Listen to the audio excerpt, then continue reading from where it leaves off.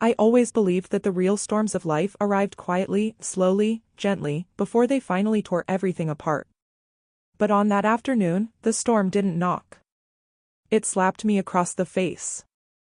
My name is Margaret Collins, and I'm 62 years old. A widow. A mother. A woman who spent her entire life building a home filled with warmth and safety. A home where laughter once echoed, where my late husband, Richard, used to whistle while making his morning coffee, and where my son, Daniel, took his first steps on the hardwood floor I refused to replace. But on that day, my own home didn't feel like mine anymore. It felt like enemy ground. I remember the moment clearly. I was standing in the hallway, holding a small basket of folded towels. Nothing dramatic, nothing worth remembering. Just a quiet moment of a quiet day. Then I heard her voice, sharp, irritated, the kind that slices through silence. "Margaret. Where are the house keys?" I turned, confused. My daughter-in-law Emily was standing by the living room door, arms crossed, foot tapping against the floor. She was 31, stylish, confident, and always walked around as if she was entitled to every inch of the world. And lately, she acted like she owned mine. I tried to keep my tone calm. "What do you mean, sweetheart?" "The keys? They're right where they've always been." Her jaw tightened. She hated when I called her sweetheart. She said it made her feel like a guest, which, technically, she was. Emily stepped closer. Too close. "No," she hissed. "I asked you where my keys are. I need full access to the house." "I'm not asking again." I blinked, puzzled. Her keys. This house had been mine and Richard's for 40 years. There were only 3 sets ever made, mine, Richard's, and the spare I kept locked away. "Emily, I don't understand." And then it happened. Before I could finish the sentence, before I could even put down the towel basket, her hand came flying across my face. A sharp, stinging sound filled the hallway. Slap. My head snapped to the side. The towels fell to the floor. And time froze. For a moment, I didn't feel anything. No pain, no anger. Just disbelief, cold, paralyzing disbelief. Emily's voice broke through the ringing in my ears. "I said give me the keys," she shouted, hand stretched out, demanding, impatient. "This is my house now, and I want access to every room." My house. Her words echoed inside me, louder than the slap. My house. I gently touched the side of my cheek. It burned. The way dry skin burns after you've been in the sun too long. Except this wasn't the sun. This was my daughter-in-law. A woman I welcomed into my family. A woman I believed brought happiness to my son. And she had just hit me. In my own home. I stared at her angry eyes, her clenched fists, her trembling shoulders. She wasn't acting out of heat or frustration. She wasn't overwhelmed. She was determined. Determined to take something that wasn't hers. My voice cracked when I finally spoke. "Emily, why are you doing this?" She didn't blink. She didn't step back. She simply repeated, slower this time, "Give me the keys." The house was quiet except for her breathing. Daniel wasn't home. No one else was home. It was just her and me, and the sound of my heart pounding in my chest. I took a small step back, not because I feared her, but because the realization hit me harder than her slap ever could. This wasn't a moment of anger. This wasn't an argument. This was the beginning of something much darker. Because if she was willing to raise her hand at me for a set of keys, what else was she capable of doing? Emily's eyes flicked toward my pocket. "I'll search the whole house if I have to. Don't make this difficult." And then. Right then. Something inside me shifted. A quiet voice, hidden deep within, whispered a sentence that would change everything. "This is not just about the keys." Emily thought that slap would silence me. But instead, it awakened a part of me I had forgotten long ago. A strength I didn't know I still had. I looked at her, really looked, and for the first time, I saw something behind her anger. A shadow. A secret. A purpose. Something was going on. Something I wasn't supposed to know. And this ugly moment, was only the beginning. I didn't say a word. Not yet. But I knew one thing. I needed to find out the truth before she took anything else from me. Because that slap wasn't just an act of disrespect. It was a warning. And as I stood in that hallway with my face still burning, I whispered to myself. I didn't know that one slap would expose everything. Before everything fell apart, my life was quiet. Not perfect. Not extraordinary. Just quiet in a way only a widow's life can be. When my husband Richard Collins passed away 5 years ago, the world slowed down. He had been the steady heartbeat of our home, the man who could fix a broken chair with one hand and calm my worries with the other. Losing him felt like losing the center of everything. But I learned to live with the silence. I spent my mornings tending to the roses he planted in the backyard, the ones he used to prune with more patience than I ever had. I spent my afternoons knitting or reading mysteries he used to tease me about. And my evenings? I filled them with soft music and old memories. It wasn't a perfect life, but it was peaceful. And then, my son Daniel Collins met her. Daniel was always the soft-hearted one. Kind. Gentle. Too trusting. The sort of man who believed everyone had good intentions because he himself had never learned how to hurt anyone. He got that from Richard, his kindness, his easy smile, his belief that love could fix everything. When he first brought Emily Harper home, I remember thinking she was almost too perfect. A sweet smile. Warm voice.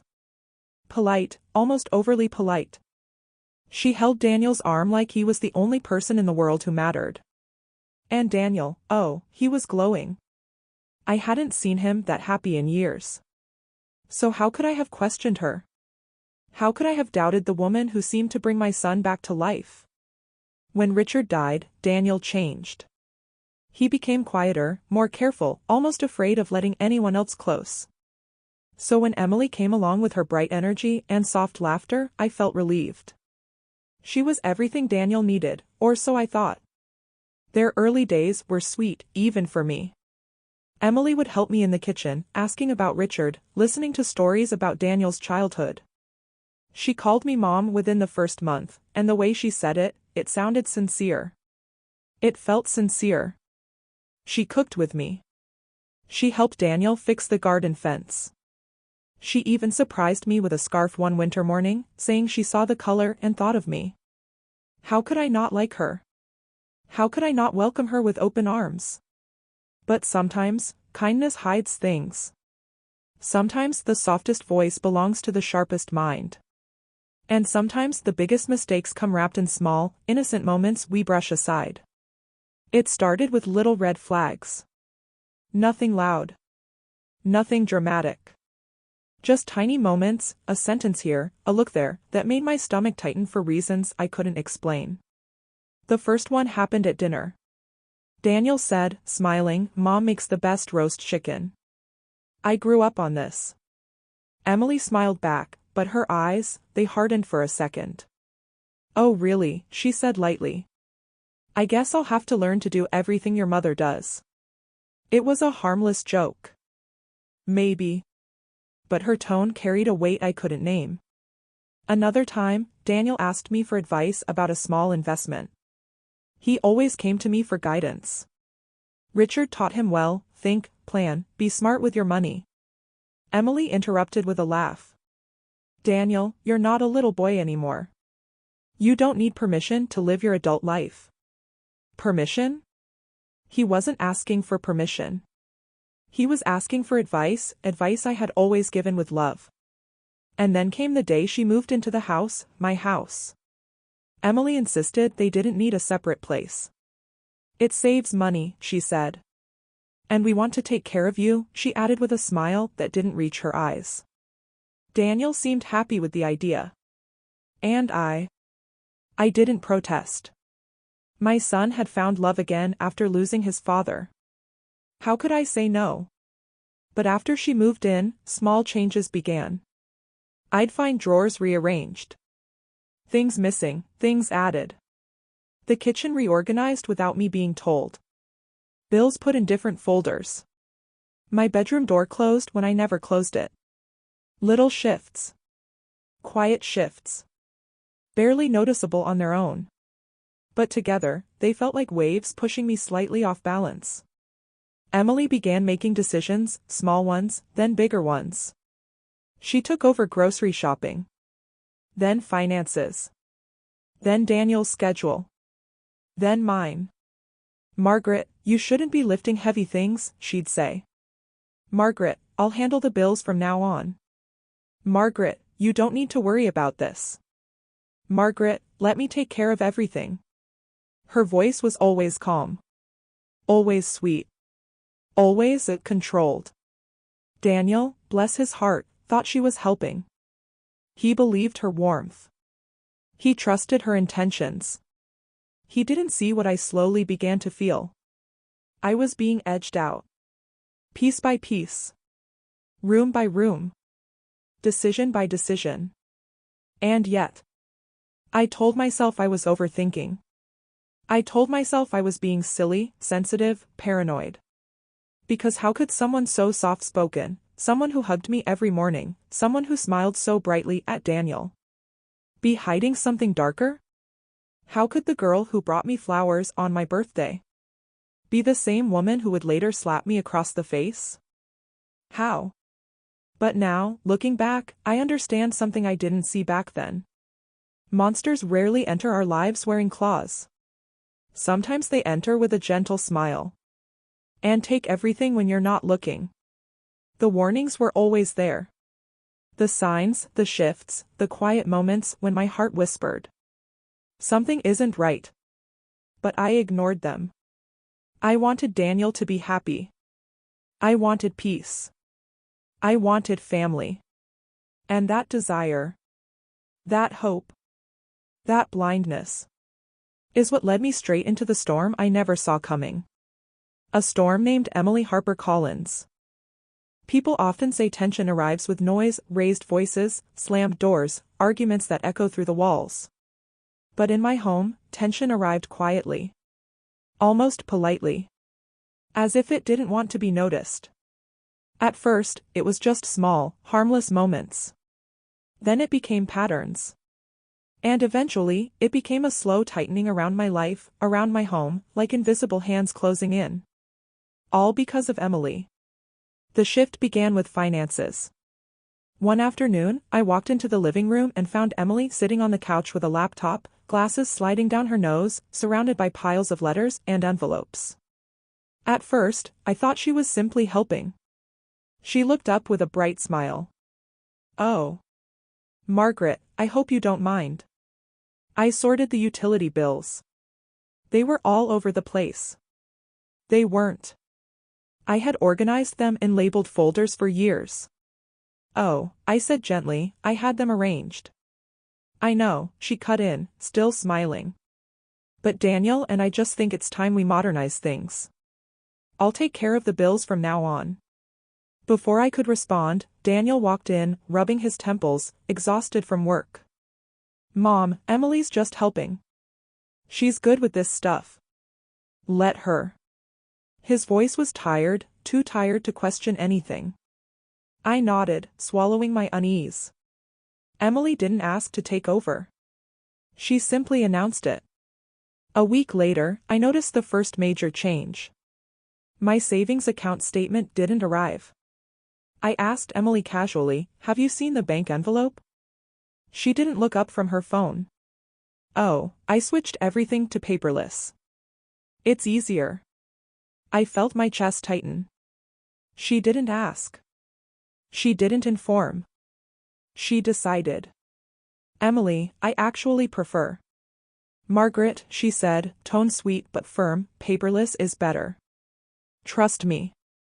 Those last two words, "trust me," they stuck in my mind like a thorn. Daniel walked in minutes later, and Emily immediately softened her voice. "Daniel, tell your mom paperless is better. He sighed. He didn't even think. He just agreed. Yeah, Mom.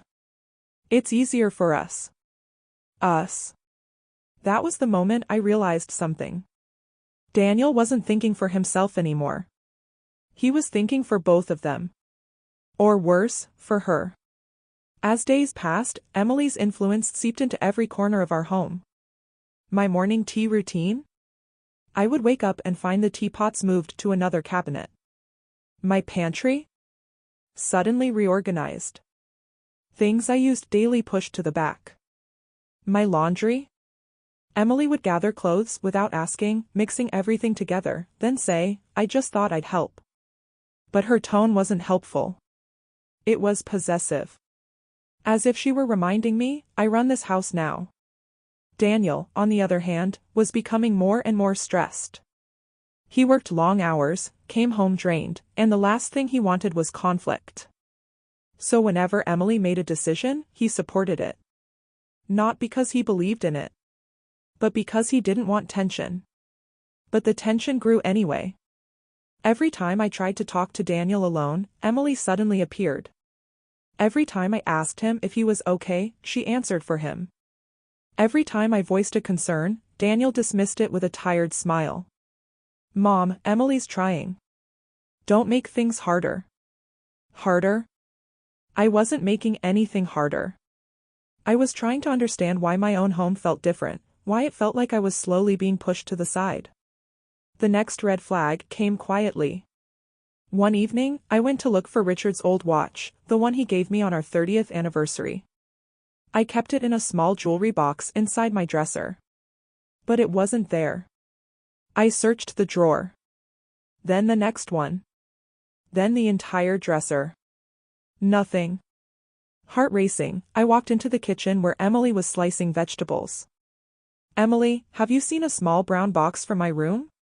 She didn't even look at me. Oh, that thing? Daniel said you don't use it anymore, so I put it in the basement. The basement? I never kept anything valuable in the basement. Why would you move it? I asked, trying not to sound shaken. Because your room needs decluttering, she replied simply. Her knife kept slicing. Her tone stayed calm. I stared at her. She still didn't meet my eyes. My husband's watch, a piece of him I still held onto, had been moved without my permission. It felt like someone had reached into my chest and rearranged my memories. A few days later, the tension reached a new level. I woke up early, as I always did, to make breakfast. I took out eggs, bread, butter, the usual. When Daniel walked in, he smiled softly. Morning, Mom. But before I could respond, Emily came down the stairs, hair perfectly brushed, voice sharper than the cold morning air. Daniel, don't eat that. We're doing a clean diet now. Your mom makes too many heavy meals. Daniel's smile faded. He glanced at me helplessly. Emily, it's just breakfast. Daniel, she interrupted firmly. You said you wanted to be healthier. She took the plate from his hands. She didn't ask. She didn't hesitate. She simply removed my food from my son's hands as if it were poison. Daniel looked torn, his eyes apologizing for something he didn't do. And me? I stood there holding a spatula, realizing this wasn't about breakfast. It was about control. Emily wasn't just taking over the house. She was taking over Daniel. From missing objects, to quiet decisions, to altered routines. Every day felt like a small invasion. And then the disrespect became less subtle. I would be talking, and she'd cut me off mid-sentence. I'd suggest something, and she'd reply with a smile that wasn't a smile. Margaret, you really don't know how things work nowadays. Margaret, you're old-fashioned. Let us handle it. Margaret, maybe you should focus on resting instead of interfering. Resting. Interfering. Words meant to reduce me. Words meant to push me aside. The house that once felt like a warm memory now felt like it belonged to someone else. Someone who simply allowed me to live there. And the worst part? My son didn't see it. Or maybe, he didn't want to. But I saw it. I felt it. Every single day. A pressure building. A shift growing. A storm forming. Emily was changing the rules of the house. And I was slowly becoming a guest in my own home. The day it finally happened didn't feel special at first. It was a quiet afternoon, one of those slow, heavy days where the house feels too still. I was in the kitchen folding freshly washed towels when I heard Emily's heels clicking sharply against the wooden floor. Her steps were different that day, faster, sharper, carrying a storm I couldn't yet see. "Margaret," she called out, her voice flat and cold. "We need to talk." I looked up and noticed Daniel trailing behind her, shoulders tense, his expression lost. My heart tightened. I knew that look. It was the same one he wore as a child whenever something scared him. "What is it now, dear?" I asked, trying to keep my tone warm. Trying to be the mother-in-law who didn't create problems. Emily crossed her arms. "I'm tired of you interfering in our home." She emphasized the word "our" like I was a stranger trespassing on someone else's property. I blinked. "Interfering?" "Emily, all I did was remind you about the electricity bill." "That's exactly it," she snapped. "You check everything. You hover. You make decisions like this place belongs to you." I stared at her, stunned. "Emily, it does belong to me." She paced toward me, her expression darkening. "Not anymore. Daniel and I deserve privacy. We deserve control. And you," she pointed a manicured finger at me, "need to hand over the keys to this house. Today." My world tilted. For a second, I couldn't breathe. Daniel looked at the floor, unable to lift his eyes to meet mine. His silence felt like a punch to the chest. I raised my voice slightly, whispering his name, "Daniel? Is this what you want?" His lips parted, but no sound came out. His silence was my answer. Emily stepped forward, too close, her perfume sharp and suffocating. "Give me the keys, Margaret. You've lived here long enough. It's time for us to run things." I took a step back, gripping the edge of the counter. "Emily, I'm not handing over anything. This house." Before I could finish, she moved. Quick. Sudden. Her hand flew up. And the slap came. A sharp, stinging sound echoed through the kitchen. My head jerked to the side. My skin burned. The towel slipped from my fingers. For a moment, everything froze. The kitchen. The clock. Even my breath. Daniel gasped. "Emily. What are you?" But Emily cut him off. "She needs to learn her place." My vision blurred as I tried to steady myself. I couldn't believe it. Emily, my daughter-in-law, the woman I welcomed like family, had just slapped me. At 62 years old, I thought I had seen enough of life's cruelty. But nothing prepares you for being struck in your own home by someone you once trusted. "Give me the keys," she repeated, reaching toward my coat pocket. I jerked back instinctively. "Don't you dare touch me." But she lunged forward, fingers brushing against my jacket. "Emily, stop." Daniel finally shouted, grabbing her arm.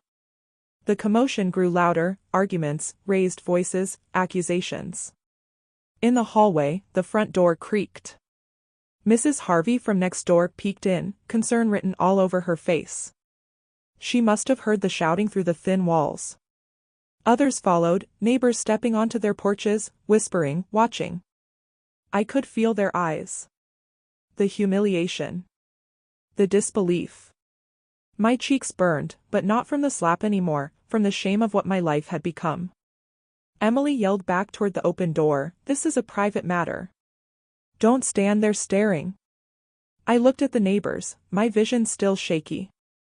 Their worried expressions told me they had seen enough to know something was deeply wrong.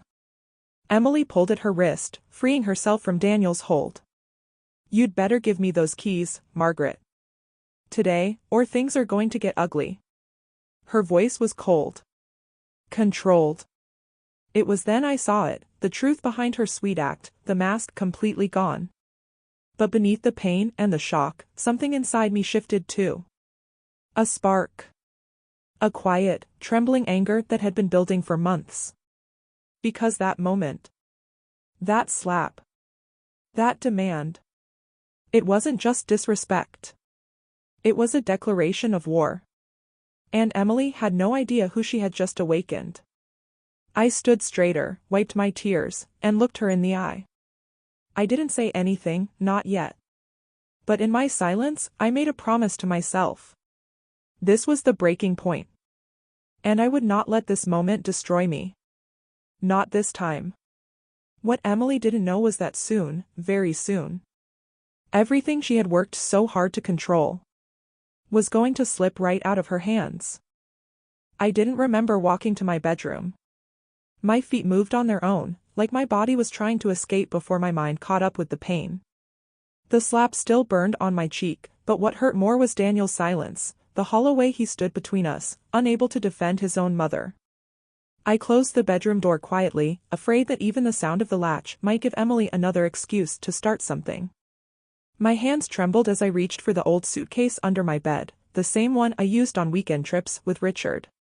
My fingers lingered on it for a moment, remembering how he always teased me for packing too much. But tonight, I was packing for survival. I opened the suitcase and placed just a few things inside. A couple of clothes. My medicine pouch.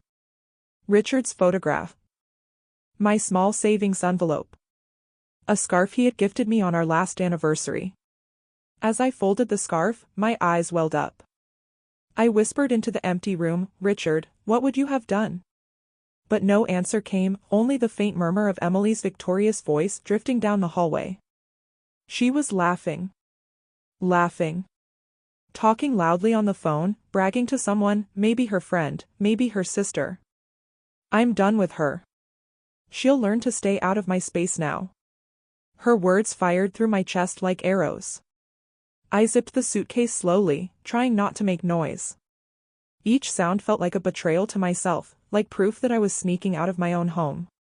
When I stepped into the hallway, Daniel stood near the living room doorway. He didn't look at me. He didn't ask where I was going. He just stared at the floor, as though acknowledging me would break whatever fragile peace Emily had negotiated into his heart. "Daniel?" I said softly. He flinched but didn't turn. I walked closer. "Look at me, son." He hesitated, his jaw clenched, but finally raised his eyes. They were full of guilt. Shame. Confusion. "Mom." I didn't know she would. I stopped him with a quiet shake of my head. "It's all right. You don't have to explain." But he should have. He should have defended me. He should have stopped her before she crossed a line that could never be uncrossed. "You're leaving," he finally whispered. "Yes," I replied. "Tonight. I have to." Emily's voice cut through the silence again, still bragging loudly on the phone. "She'll be out of here soon. And then this house will finally be peaceful." Daniel heard it too. His face tightened. He closed his eyes as though the sound was physically painful. I reached up and touched his cheek. "I raised you to be strong. To stand up for what's right. Don't lose yourself." He swallowed hard. "Mom, please don't hate me." My heart cracked, but I forced a small smile. "I could never hate you." But as he stepped aside and let me pass, I realized something. Even if I didn't hate him, I didn't recognize him anymore. I walked out of my house quietly, the wheels of my suitcase bumping softly against the steps. The cold night air wrapped around me as I stepped onto the empty street. It was strangely peaceful, no shouting, no tension, no Emily. Just silence. My phone vibrated in my pocket. A familiar name lit up the screen. Linda Parker. Linda had been my friend for nearly 40 years, a woman with a loud laugh, warm hugs, and a heart big enough to shelter the whole world if she had to. I answered with a quiet, trembling voice. Linda, can I stay at your place tonight? Her reply came instantly, full of concern and certainty. What happened? Are you safe? Tell me where you are, I'm coming right now. Within 15 minutes, her old silver car pulled up beside me. She stepped out, eyes wide with worry. Margaret Collins, what on earth happened to you? I tried to speak. Tried to explain. But the moment she wrapped me in a tight, reassuring hug. The tears finally broke free. We drove away while I cried silently, looking back at the house I had built, brick by brick, memory by memory. The house where I raised my son. The house Richard and I once filled with laughter. The house Emily now walked through like a queen who had conquered her kingdom. That night, in Linda's guest room, I didn't sleep. How could I? Everything I knew, everything I loved, had been snatched away in a single evening. But as those painful hours passed, something inside me began to shift. Maybe it was the safety of Linda's home. Maybe it was the echo of Emily's cruel words still ringing in my ears. Maybe it was the emptiness I felt, now turning into something sharper, stronger. Because in that quiet, tear-filled night, I realized something important. Leaving my home wasn't the end. It was the beginning. For the first time in months, I wasn't scared. I wasn't confused. I wasn't helpless. I was angry. But more importantly, I was awakening. Emily thought she had one. She thought pushing me out would give her control. But she didn't know me. She didn't know the battles I had survived. She didn't know the strength that had been hiding behind my silence. Lying there in the dark, staring at the ceiling, I whispered to myself. This isn't over. Not even close. The day I met Jonathan Reed, I felt both nervous and oddly alive. Linda had insisted that I consult a lawyer immediately.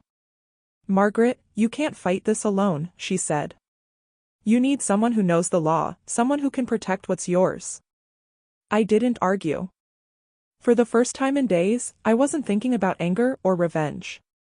I was thinking about justice. Jonathan's office was small but professional, with walls lined with neatly arranged law books. He was in his late 40s, wearing a dark suit, with calm eyes that seemed to pierce straight through the clutter of worry I carried inside me. I handed him the folders I had brought, the bank statements, the property documents, the forged signatures. My hands trembled slightly, but my voice stayed steady. Mr. Reed. I need your advice. My daughter-in-law, she's been forging documents, taking money, altering property papers. I don't know what to do. He took a deep breath, examining each paper carefully, his fingers tracing the signatures as though trying to feel the truth embedded in the ink. Margaret, this is serious. Forged signatures, unauthorized withdrawals, these are criminal offenses. If proven, you have full legal standing to take action. I felt a rush of relief mixed with a new surge of energy. This was real. She could be stopped. Jonathan looked up, eyes meeting mine. You've documented everything well. With the right approach, you can reclaim control, legally, safely, and decisively. For a moment, I couldn't speak. Months of fear, humiliation, and betrayal were washing over me, and yet, there was hope. Driving home with Linda beside me, I felt a strange mixture of fear and determination. The house waiting for me wasn't just a building anymore. It was the battleground of my life, the place where my dignity had been challenged, and the place I would reclaim piece by piece. I spent that evening thinking about Emily. Her arrogance. Her calculated smile. Her certainty that she had one. And I realized something, she hadn't one yet. I began planning quietly. I would not storm back into the house, shouting accusations or creating scenes. That was her style, flashy, dramatic, reckless. I needed a strategy. I started making lists. Documents to organize. Witnesses to consult. Timelines to confirm. Steps to ensure Daniel's protection from her manipulation. With each item I checked off, I felt my confidence returning. The woman who had once stood silently in her own home, fearing confrontation, was slowly coming back. Later that night, I sat alone in Linda's guest room, staring at Richard's photograph on the bedside table. I traced his smiling face with my finger, feeling the warmth of old memories. The grief I had carried for years now felt different, less like pain, and more like fuel. "Richard," I whispered, voice shaking, "I can't let her take everything. I won't. Not this house. Not my son. Not my life." For the first time in months, I felt strong. Not just physically, but deep inside my bones. The fear that had kept me silent was gone. Replaced with clarity. Determination. Power I had forgotten I still had. I closed my eyes and imagined the confrontation ahead, not violent, not aggressive, but precise, controlled, inevitable. Emily would learn that actions have consequences. That lies, manipulation, and arrogance eventually crumble in the face of truth. I made another promise, this time to myself. I would not just fight back. I would win quietly, cleverly, and finally reclaim everything she tried to take.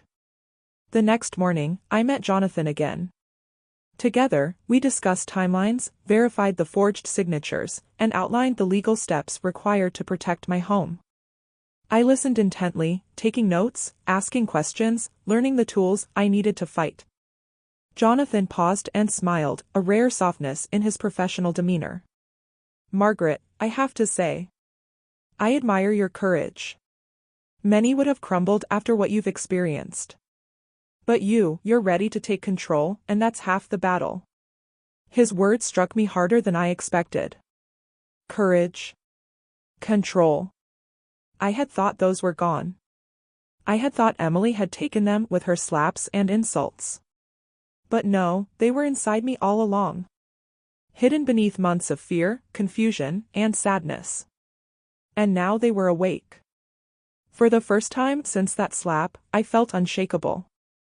I left Jonathan's office that day not as a frightened, overpowered mother-in-law, but as a woman with a purpose.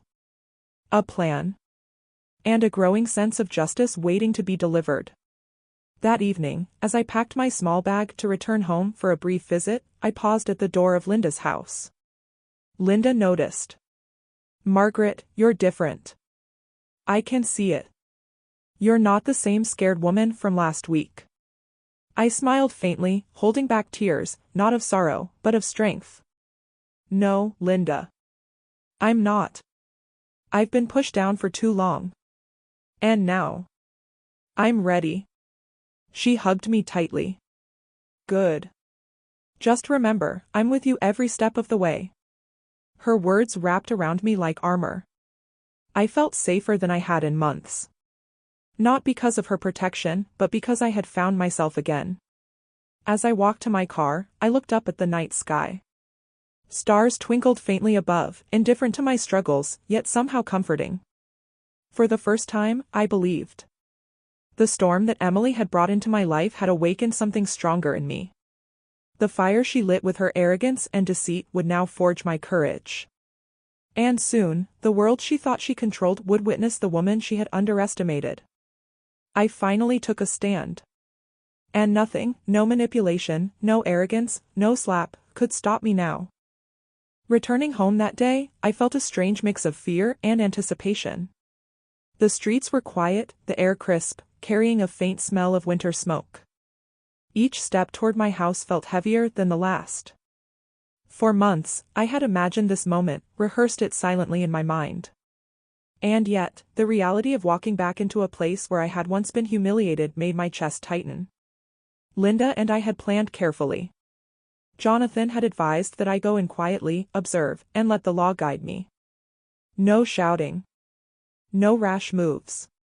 The goal was truth, exposure, and reclaiming control, not revenge fueled by anger. But my heart still pounded with anticipation. I slipped in through the back door, careful to make no noise.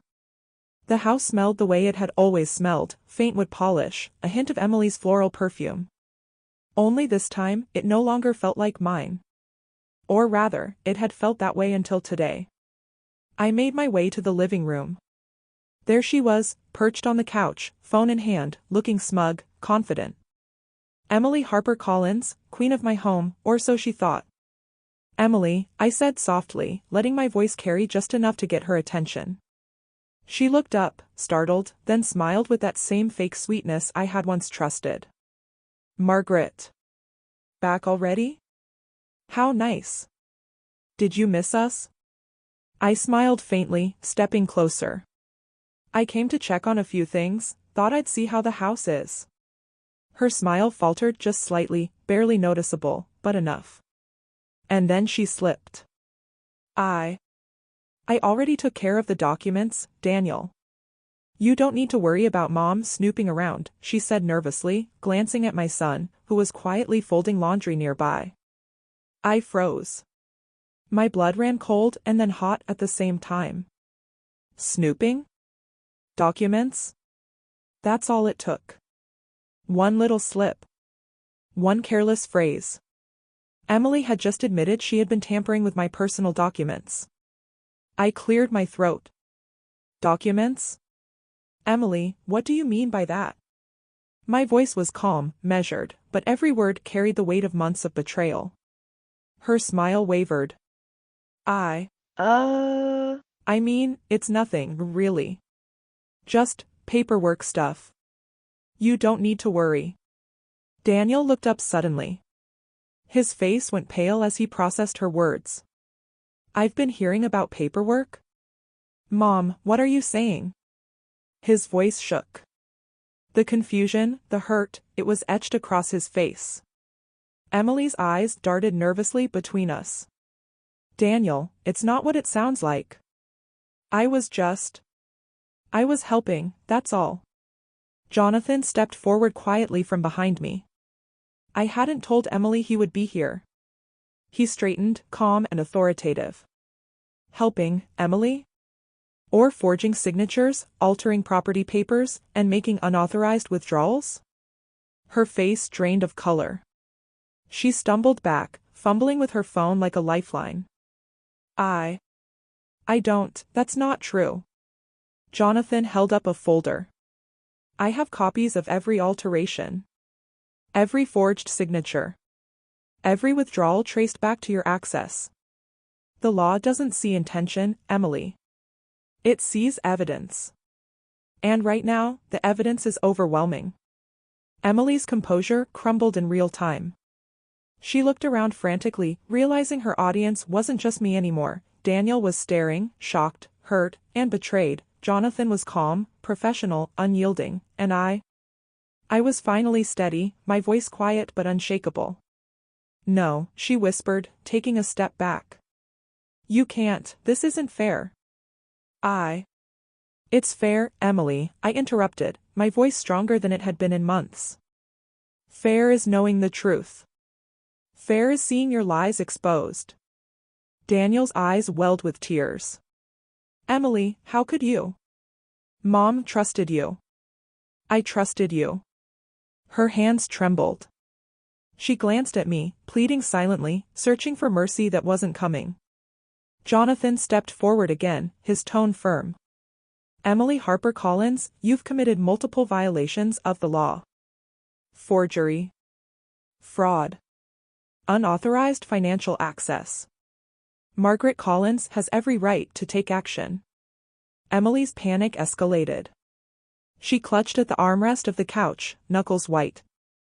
Her confident mask had shattered. I didn't mean to, it was just. Daniel needed. I was trying to. You were trying to control my house, I said quietly but firmly, cutting her off. And you thought no one would ever notice. But we did. We know. And now, it's over. Her breathing became erratic. She turned to Daniel, desperate for support. But he recoiled slightly, the shock of her betrayal too fresh. For the first time, she realized she had no allies in that room. I stepped closer, feeling the power I hadn't felt since that first slap months ago. This was no longer fear. No longer humiliation. This was truth standing tall, undeniable and unstoppable. Emily tried to speak again, but Jonathan shook his head. Let's proceed with the legal process. Margaret, you've done everything right. You have the documentation, the proof, and the support. You don't need to argue with her anymore. I nodded, feeling a calm satisfaction settle over me.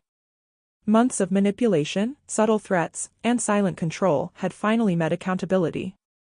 Emily's face twisted into a mixture of anger, shame, and panic. She opened her mouth, closed it, then looked around helplessly, finally muttering, "This isn't over." I smiled faintly. "No, Emily, it is. Your lies have already broken apart. And the truth always wins." Daniel stepped forward, wrapping a shaky arm around my shoulder. "Mom. I'm so sorry. I should have seen it sooner." I hugged him, feeling the warmth and trust returning slowly. "You were caught in the middle, Daniel. That's not your fault. But now, we can fix this." Emily slumped into the couch, utterly defeated, her carefully constructed empire crumbling in silence. For the first time in months, the house felt like mine again, not because the walls had changed, but because the truth had reclaimed its rightful place. And I had finally stood tall. The morning after the confrontation, the house felt different. Not peaceful, not yet. But charged. Like the air after a storm, when everything is soaked in tension and clarity. Daniel had stayed home from work, too shaken to leave. Emily lingered in the living room, her movements hesitant, glances furtive. And I felt the strange calm that comes with knowing you have the truth on your side. Jonathan had advised patience. "Margaret," he said, "let him see it himself. Let Daniel process it. Don't force it, but don't hold back either." So I waited. The moment came when Daniel found a folder Jonathan had prepared, copies of all the forged documents, bank statements showing unauthorized withdrawals, and most damning of all, Emily's plans to sell the house behind his back. I had left it on the dining table, arranged neatly, deliberately. Daniel picked up the folder, eyes scanning, face pale. His hand trembled slightly as he flipped through page after page. "Emily," his voice shook. Were you really going to sell the house?" Emily opened her mouth, but no words came out.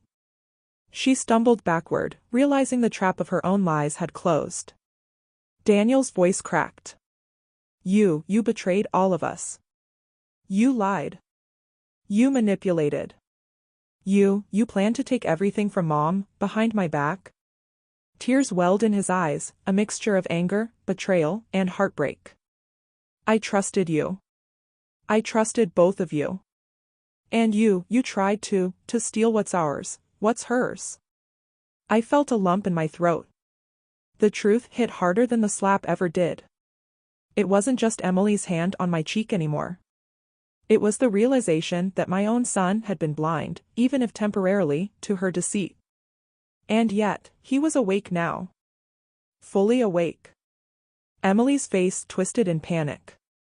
She took a step forward, hands raised as if to defend herself. "Daniel, wait. I didn't, it was just. I meant." "No." Daniel shouted, his voice finally finding strength. "I don't want to hear it.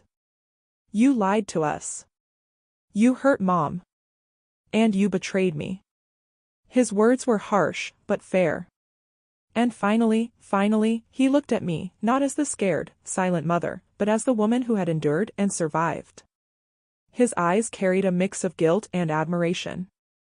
Jonathan stepped forward. "Margaret, we can proceed to have Emily legally removed if she does not leave voluntarily. The evidence is clear, and the law will support your rights."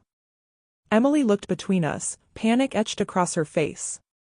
Her confidence, her arrogance, had evaporated. She had been a storm, but now she was just a frightened woman trapped by her own lies. I spoke softly but firmly. "Emily, you've made your choices. And now you must face the consequences.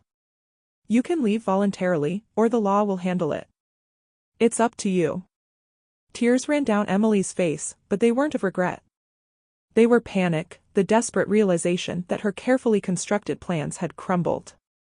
I can't. I didn't mean. Daniel, please. Daniel shook his head, his own tears falling. No. This stops now. Mom deserves this house. She deserves peace. And you need to leave.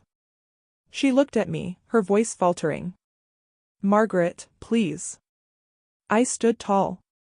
Emily, the moment you hit me, the moment you demanded my keys, you showed who you really are. But this isn't about anger or revenge.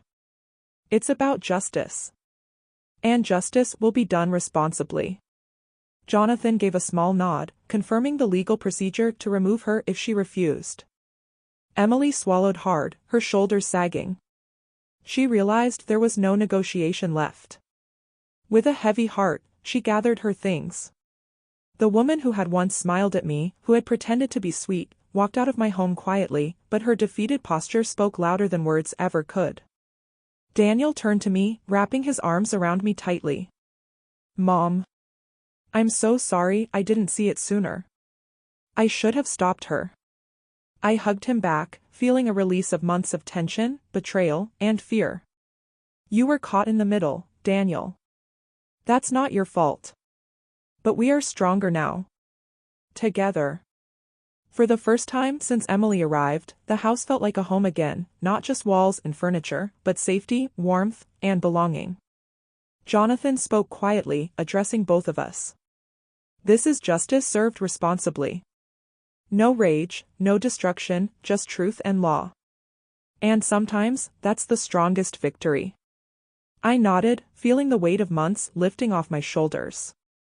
The slap, the threats, the lies, they had all led to this moment. The truth had been exposed. And the storm that Emily had brought into our lives had passed, leaving clarity, accountability, and a new beginning.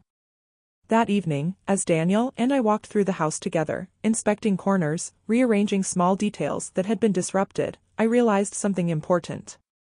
Justice doesn't always have to roar. Sometimes, it whispers quietly, steadily, like truth finally catching up with lies. And in that quiet, I felt something I hadn't felt in months, strength. Strength not just to reclaim my home, but to reclaim my life, my dignity, and my peace. The slap had hurt. The betrayal had cut deep. But the truth hit harder, and it had finally set me free. The morning I walked back into my home, I felt a weight lift off my shoulders, a weight I hadn't realized I had been carrying for months. The house didn't just smell like polished wood and sunlight. It smelled like freedom, like victory, like justice quietly settling over every corner. I opened the front door slowly, savoring the moment. Each step across the familiar floorboards reminded me that this was my home. Every room held memories of Richard, of Daniel growing up, of family moments that had once been filled with laughter. I had feared those walls would never feel safe again. But now, the sense of calm and control returned, steadier than it had ever been. Daniel was there, standing near the kitchen, looking anxious yet hopeful. When he saw me, his face softened, and I could see a deep, almost painful regret in his eyes. Mom, he whispered, his voice trembling. I'm so sorry. I should have seen it sooner. I should have protected you. I smiled gently, touching his cheek. Daniel, you've always loved me. You were caught in the middle, and that's not your fault. What matters is that we're here, together, now. His shoulders slumped, and he pulled me into a tight embrace. Tears flowed freely, tears of relief, sorrow, and reconciliation. In that moment, I realized something profound. Emotional healing doesn't come instantly, but it begins when honesty replaces fear and silence. Emily was gone. She had moved out quietly, leaving behind the remnants of the chaos she had tried to impose on our lives. She wasn't escorted out in anger or humiliation, just quietly, legally, responsibly. And in that absence, the house felt lighter, like a burden had finally been lifted. The rooms no longer carried the tension she had brought. The kitchen, once a battlefield of subtle manipulation, now smelled like fresh bread and sunlight. The living room, which had felt cold and hostile, now glowed with warmth, the kind that comes from safety and familiarity. Sitting in my favorite armchair by the window, I looked out at the garden Richard had loved so much. The flowers were blooming as they always had, indifferent to the battles humans wage inside walls. I realized that peace isn't something others can give you, it's something you reclaim, quietly, steadily, like reclaiming a room in your own heart. Daniel joined me, handing me a cup of tea. Mom. I want to help.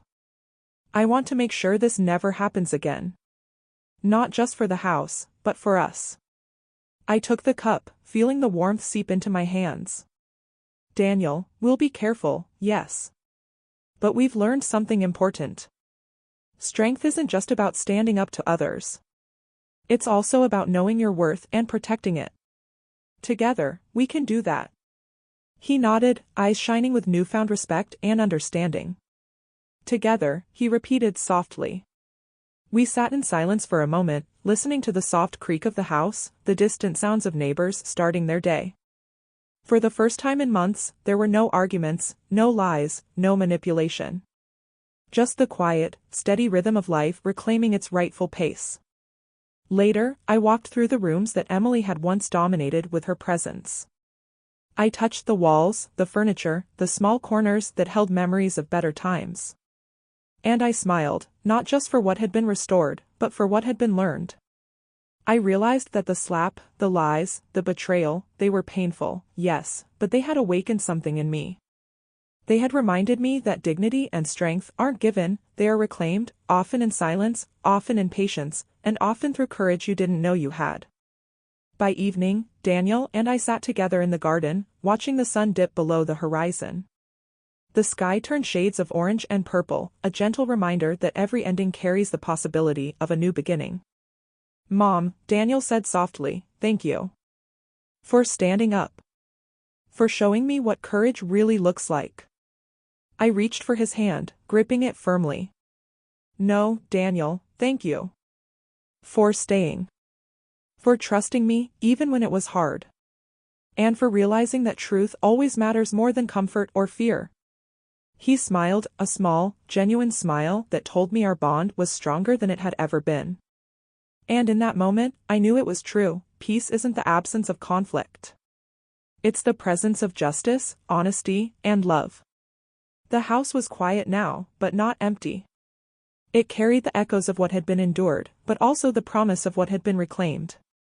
I had my home back. I had my dignity. I had my son, and most importantly, I had my peace. I stood on the porch that evening, looking at the horizon, taking a deep breath. The world outside continued, indifferent to human struggles, but within these walls, I had won something far more valuable than material possessions. I had won myself back. The lessons were clear. Trust wisely, but never blindly. Stand firm in the face of manipulation. Justice doesn't always roar, sometimes it quietly restores what's right. And even after betrayal, the heart can heal, stronger, wiser, and more resilient than ever. I closed the door behind me, feeling a sense of completion. Emily had exited our lives. Daniel and I had repaired our bond. And I, Margaret Collins, had reclaimed not just my home, but my peace, and nothing could take that away. Sitting in my favorite armchair that evening, I finally let myself breathe. The house was quiet, peaceful, just as it should be. The weight of months of fear, anxiety, and betrayal had lifted. I could finally look back on everything that had happened, not with bitterness, but with clarity. That slap, Emily's hand on my cheek, had hurt more than my skin. It had hurt my heart, my pride, my trust. And yet, it had also opened my eyes. Sometimes, life teaches you lessons in the harshest ways. Sometimes, you have to endure betrayal to recognize your own strength. And sometimes, the moment you are pushed to the edge is the exact moment you find yourself again. I learned a few things I want to share, not just as a mother, but as a woman who almost lost her dignity. 1. Trust your instincts. From the very beginning, small red flags had warned me. Emily's subtle manipulations, her little lies, the way she tried to control Daniel quietly. I had ignored them, thinking I was overreacting. But deep down, my instincts were right all along. Never doubt that quiet voice inside you, it's often the first line of defense against betrayal. 2. Don't let anyone take your dignity. A slap, a demand, a lie, these are all attempts to push you down, to make you feel small, powerless. But dignity isn't something anyone can take unless you let them. Standing up for yourself isn't rude or selfish, it's essential. It's the line between being silenced and being seen, between fear and empowerment. 3. Silence is never the answer. I spent months holding back, hoping things would improve, hoping Daniel would notice, hoping Emily's arrogance would fade. But silence only allowed her lies to grow. Speaking up, taking action, reclaiming control, it was the only way forward. Courage doesn't always roar. Sometimes, it whispers quietly as you make a plan, gather proof, and wait for the right moment. Looking back, I realized that my journey wasn't just about a house, or money, or even betrayal. It was about reclaiming myself. I found courage I didn't know I still had. I found a strength that had been dormant beneath grief and trust. I found clarity in the face of manipulation. And I found peace, not by punishing Emily, but by standing firmly in truth, honesty, and justice. The slap will always be a memory, a symbol of betrayal, and a reminder of pain. But it's also a symbol of awakening. Because sometimes, it takes a harsh push to remind you of your own power. Sometimes, it takes someone trying to break you to show you just how strong you really are. And now, as I sit in my home, watching the sun set behind familiar walls, I feel something I haven't felt in a long time. I am whole. I am strong. I am at peace. No one can take that from me, not Emily, not lies, not betrayal. And that is the lesson I carry forward. Stand tall. Trust yourself. Speak up. Protect your dignity, your home, your heart. And remember, sometimes the hardest lessons open your eyes to the greatest truths. I smiled softly, glancing around my home. The rooms were quiet, safe, familiar once more. The fear had gone. The betrayal had been faced. And the peace I thought I had lost, I had reclaimed. Yes, a slap had opened my eyes. But it also reminded me of something more powerful. Nothing, not fear, not deceit, not betrayal, can ever take away the strength of a woman who knows her worth. And with that thought, I finally felt free.